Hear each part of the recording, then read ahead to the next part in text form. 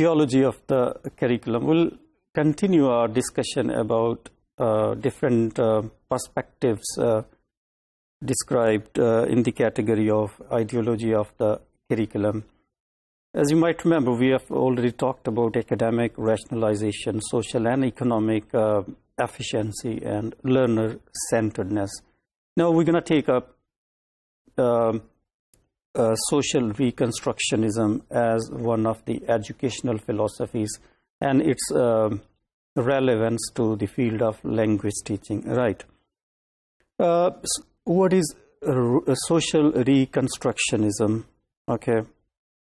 This, as an educational philosophy, deals with, for example, addressing social injustices and inequality.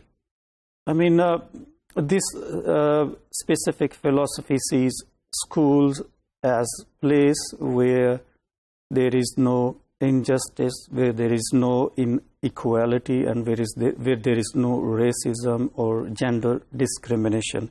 So it sees learning as a sort of inclusive process where the roles of schools and learners is somewhat integrative, right? Okay.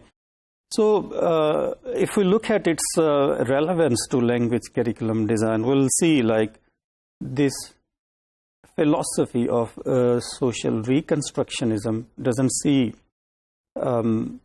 language learning as a value-free process. I mean, it's not a neutral process, rather it's influenced by certain constraints. Okay, so these constraints could be, the teacher-student relationship. An effective language curriculum, I think it's one of our jobs to see various curriculums of different countries, and especially Pakistan's national language curriculum from grade 1 to 12, which was designed in 2006. To what extent it defines the relationship between students and teachers, and to what extent it contains how teachers can empower the students for language learning, I mean, making them autonomous learners.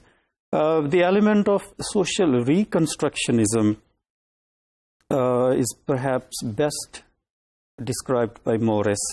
We've got a quote here, so this signifies its importance, right? The curriculum focuses on developing knowledge. Okay. The curriculum, I mean here, the curriculum of based on social reconstructionism philosophy, skills and attitudes which would create a world where people care about each other. Okay, as you could see, like as we have already discussed, I mean, where there is no inequality or no injustice and no racial or gender discrimination, right? Tolerance, the acceptance of diversity and peace would be encouraged. So this is how this social reconstructionism sees language learning as a collaborative enterprise where the roles of learners, schools, and teachers are pretty much defined. Okay. When we talk about different perspectives of ideology of the curriculum, so the fifth perspective is cultural pluralism, which is, which defines the roles of various cultures and to what extent we should see the culture of native speakers while designing a language course. I mean, right. The cultural pluralism as an ideological philosophy sees,